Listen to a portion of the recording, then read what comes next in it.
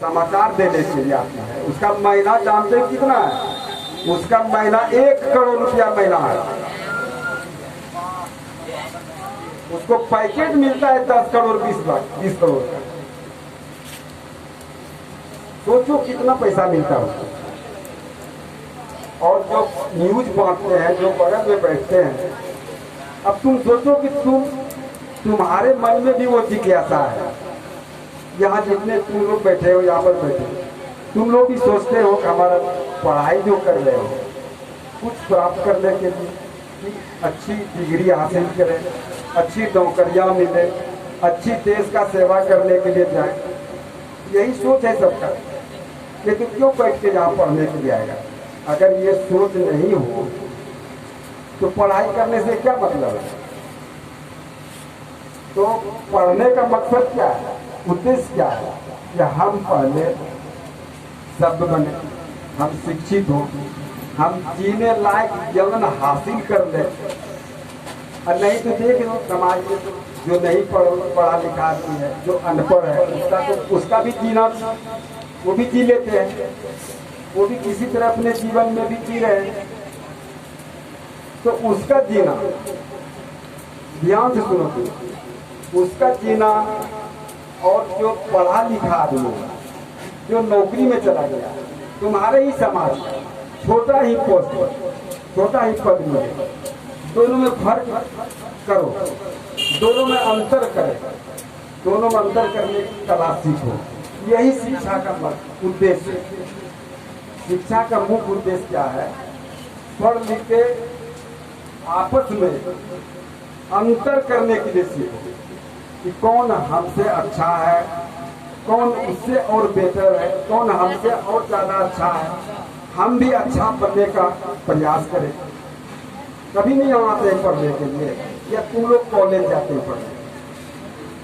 तो शिक्षक दिवस जो हम लोग मना रहे हैं, हालांकि आज यह दिवस शिक्षकों का है, शिक्षक दिवस सहयोग के लिए है, लेकिन हम लोग शिक्षक दिवस को इस रूप में मना रहे हैं कि शिक्षक का जो दायित्व होता है, शिक्षक का जो विद्यार्थी के प्रति उत्तरदायित्व होता है, जिम्मेदारी होता है, उसको शिक्षक विद्यार्थी के सामने रखे। और उस उद्देश्य को, शिक्षक का जो उद्देश्य है, शिक्षक ने जो जीवन में अपना कुछ अर्जित किया, जो भी शिक्षक बनता है तुम्हारे बीच में पढ़ाने के लिए आता है, उसको कुछ जीवन में अलग अनुभव होता है। वही अनुभव तुम्हारे बीच ये बांटने का ये समय है कि शिक्षक ने किस तरह से पढ़ा और उसने जितना ज्ञान हासिल किया, वह चीज तुम्हारे बीच में वो रखना चाहता। अभी जो कार्यक्रम यहाँ चल रहा है, अभी यहाँ से मैंने सोचा कि तुम लोगों को बुलाकर कुछ दो बातें करवाना है, तुम लोगों से कुछ राय मशविरा लेना है कि तुम लोग यहाँ आकर हमको सलाह दो, शिक्षकों को सलाह दो कि सर ये होना चाहिए, कुछ तो सलाह दो। या हमको पढ़ने में कठिनाई होता है, हमको मदद मिलना चाहिए। ये अनेक तरह की बातें हैं। शिक्षक को ही सलाह दो। तुम लोग जो है, जो शिक्षक यहाँ है, उन्हीं को, हम ही लोग को सलाह दो कि सर ये काम नहीं ठीक हो रहा है, या ये काम अगर ठीक हो रहा है तो हम क्यों नहीं कर रहे हैं। अगर शिक्षक ने अच्छी बात बता रहा है तो तुम लोग को उतारना, इसलिए तुम ही लोग अभी आके बोल के गया कि बच्चों का पहला गुरु माता, जिसने जन्म दिया वो मेरा माता पिता होता है, उसको माँ बाप के रूप में जानते हैं। वही पहला मेरा गुरु है। गुरु मतलब बताने वाला, सिखाने वाला, रास्ता दिखाने वाला, अच्छा बात बोलने वाला। और दूसरा गुरु शिक्षक होता है। जहाँ पर तुम्हारे माँ बाप ने उंगली पकड़ के 20 पाठशाला में ले जाकर नाम लिखा दिया, वो तुम्हारा गुरु होता है। गुरु का काम क्या होता है? बच्चों को सिखाना, पढ़ाना, जो संस्कृति हमारा है, जो हमारा सभ्यता है, उसको बच्चों में डालना कि अच्छा गुणवान बच्चा बने। तो उसके लिए गुरु जी क्या करता है? उसको कहता है अनुशासन में रहो। क्या गुरु जी बताता है? अनुशासन में रहो। अनुशासन क्या होता है? उसका पालन करो। जब तक जीवन में अनुशासन नहीं आएगा तो जीवन सफल नहीं होगा। जीवन तुम्हारा कभी सफल नहीं होने वाला। अनुशासन अब बहुत तरह का होता है। यहीं पर अनुशासन का ज्ञान पढ़ाया जाएगा, वो ऐसी बात नहीं है। आप घर में भी रहकर अनुशासन में रहोगे तो जीवन में सफलता मिलेगी। जैसे अब तुम तैयारी करते हो, घर में पढ़ाई करते हो, मैट्रिक का परीक्षा की तैयारी करते हो, या फिर जो लड़के इंटर में चले गए, बीए में चले गए, अगर वह नियमबद्ध एक नियम अपने आप में बना लेगा कि हमको ये विषय इस टाइम में पढ़ना है, 1 घंटे के बाद ये पढ़ना है, 1 घंटे के बाद यह चीज पढ़ना है, ये तुम्हारा जब सिलेबस बन जाएगा पढ़ने का, ये सिलेबस तुमको क्या करना है? अपने जीवन में बनाना है। पढ़ने के लिए, परीक्षा की तैयारी करने के लिए, अच्छा रिजल्ट प्राप्त करने के लिए, अच्छा नौकरी लेने के लिए, अगर तुम ये नहीं बनाओगे तो सफलता हाथ में नहीं आएगा। यानी अनुशासन हर जगह, अनुशासन हर जगह अपने आप में भी बनाना पड़ेगा। अनुशासन कोई जरूरी नहीं कि हम यहाँ से बैठ के तुमको भाषण दे रहे हैं कि तुमको ऐसा करना है, ऐसा करना है। नहीं, ये काम तुमको अपने आप बनाना है। ये तुम्हारे जीवन का शेड्यूल होना चाहिए, शेड्यूल बनाना, तभी तुम आगे जा सकते हो, आगे बढ़ सकते हो, अच्छा रिजल्ट कर सकते हो। तो आज का दिन विद्यार्थी के लिए, तुम लोगों के लिए बहुत शुभ का दिन है। मैंने प्रयास किया कि तुम लोगों से भी कुछ बातें सीखूं, माइक भी दिया हाथ में बोलने के लिए।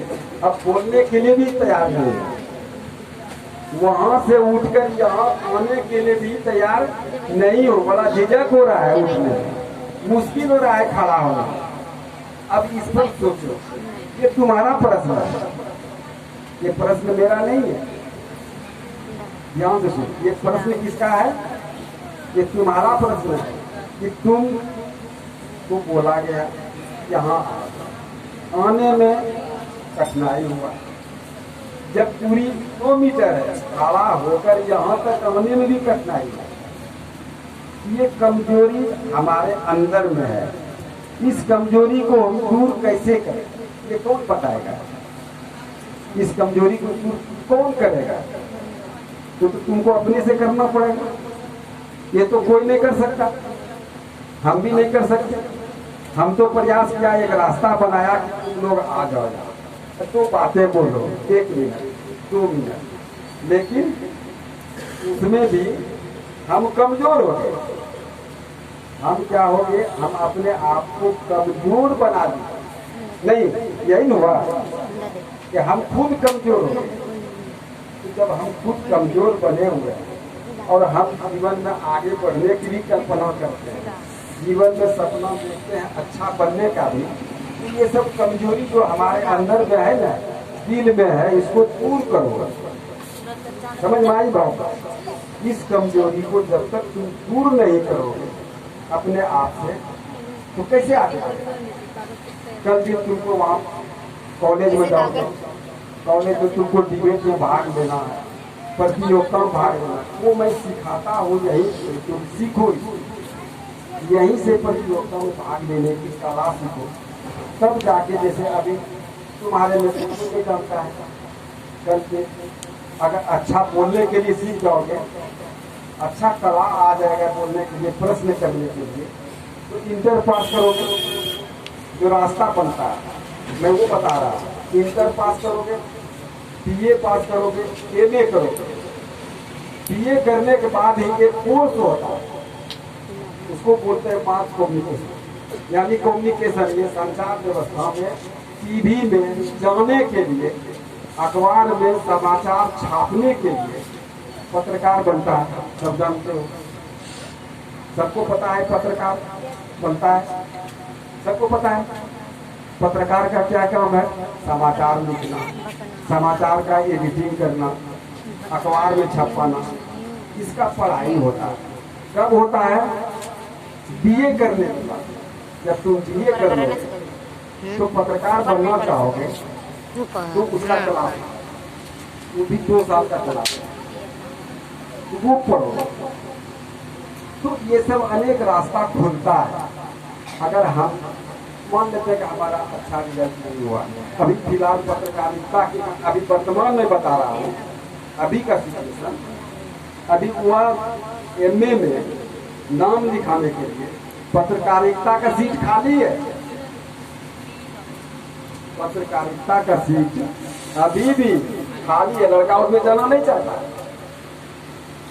अब तुम सोचो, उसमें पढ़ने वाला कौन विद्यार्थी जाएगा? उसमें होशियार लड़का जो है, जो लड़कियां होशियार है, जिसके घर में ये पत्रकारिता का व्यापार चलता है, उसके घर में पैसा है, वही लोग वो नाम लिखा के पढ़ता है। हम तुम तो जानते नहीं हो कि क्या होता है पत्रकारिता, जानते भी नहीं, जाना भी नहीं चाहता। तो मैं ये बता रहा हूँ, आज से 20 साल तक, आज से 20 साल पहले मैं अपने घर भतीजी, मैं अपने घर की भतीजी, नाथनगर में मेरा घर है, मेरा वहाँ की भतीजी को मैंने दिल्ली भेजा पढ़ने के लिए। सुनो ध्यान, मैंने अच्छा कहानी, मैंने उसको कहाँ भेजा? दिल्ली। वो बोली कि हम जाएंगे यूपीएससी तैयारी करने। कहाँ जाएंगे? यूपीएससी, समझते हो यूपीएससी का परीक्षा?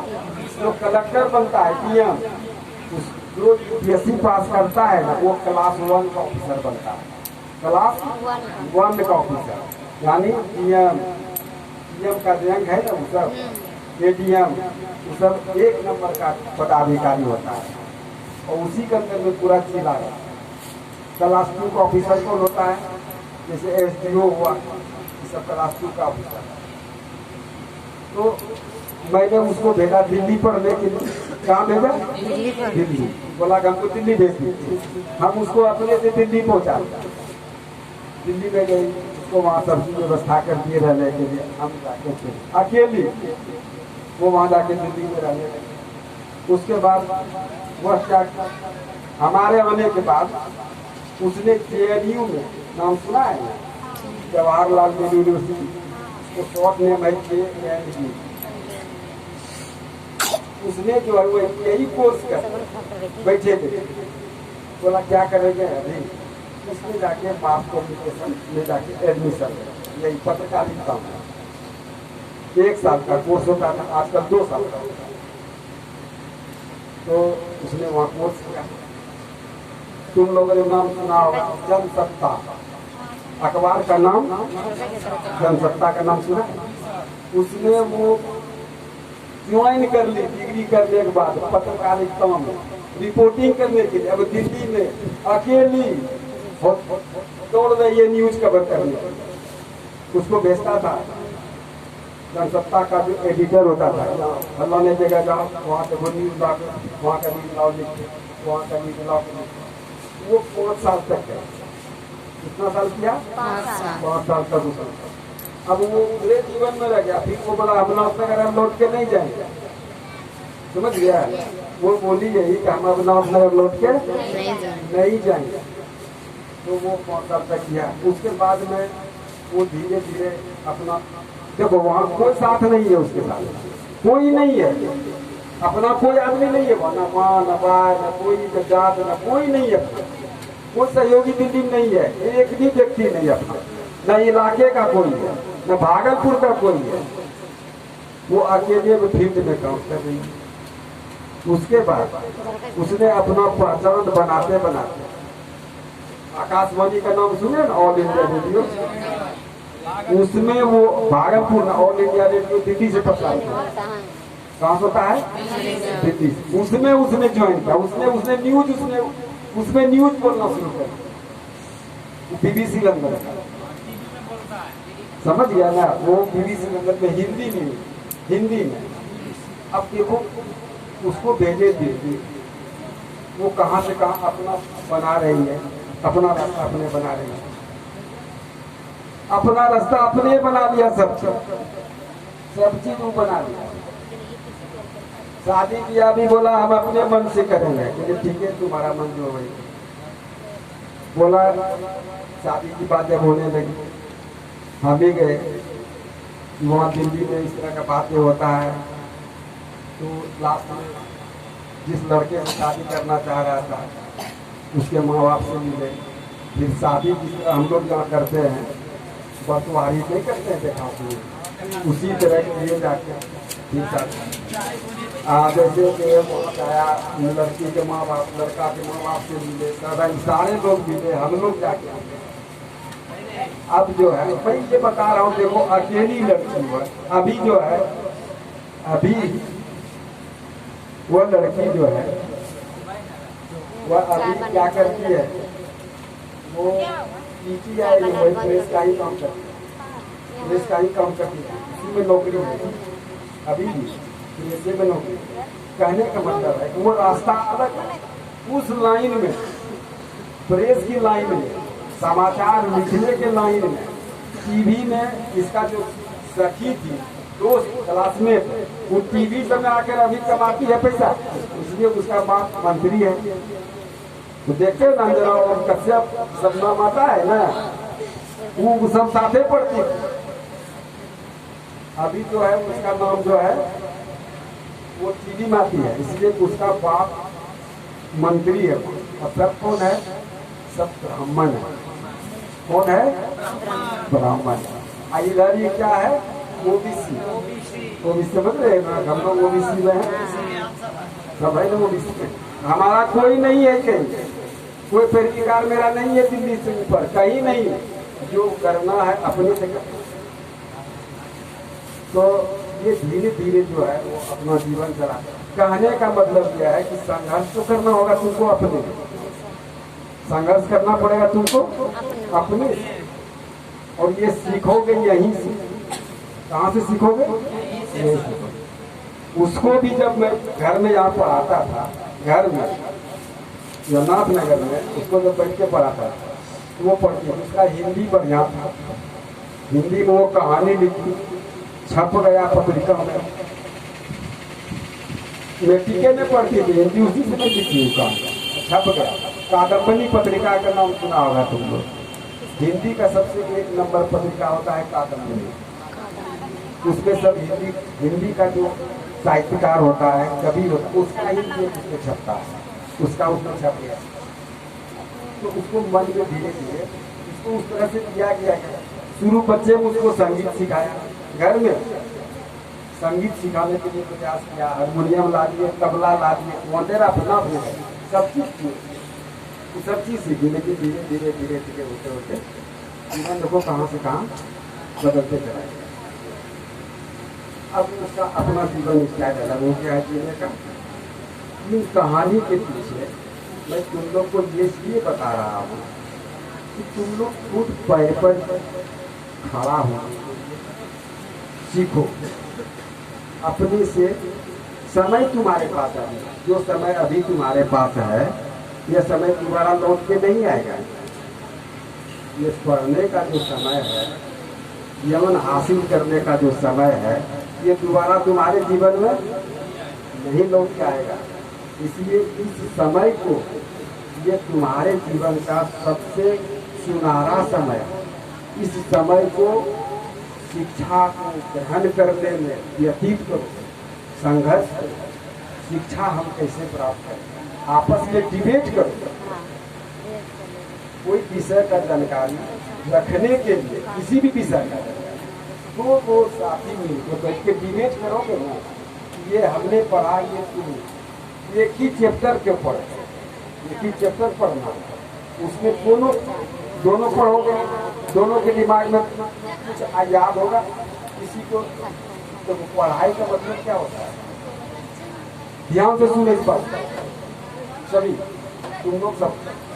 दो विद्यार्थी टेस्ट ले लेना आपस में, एक ही पन्ना को दो विद्यार्थी 5 मिनट तक पढ़े।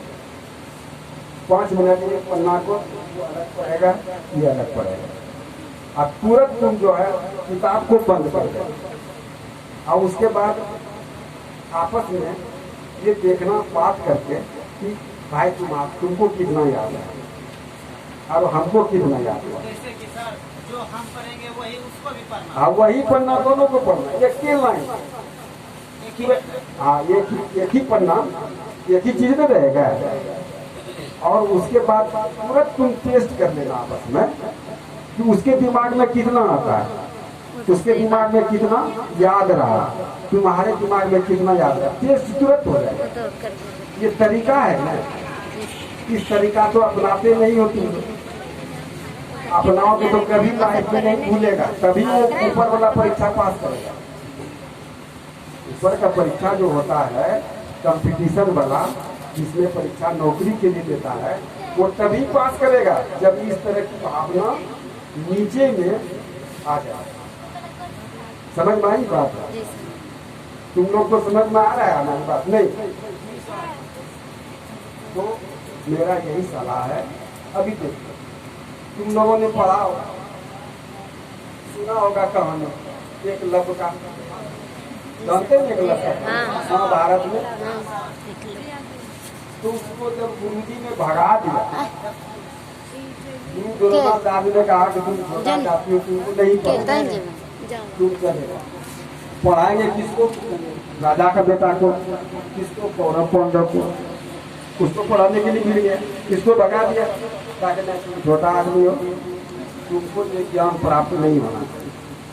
भगा दिया तो चला आएगा। लेकिन इसने क्या किया? इसने सौदार था, जंगल में रहता था, रोज वही काम उसका था, निशानाबाजी करना था, डेली का तो काम वही था, दुनिया में ना मारना। अच्छी देखता था कि उस काम में 1 नंबर हो गया। द्रोणा ये एकलव्य जो अर्जुन को सिखा रहा था, गुरु द्रोणाचार्य ने ज्ञान जनाने के लिए, उस काम में एकलव्य जो है सबसे 1 नंबर है।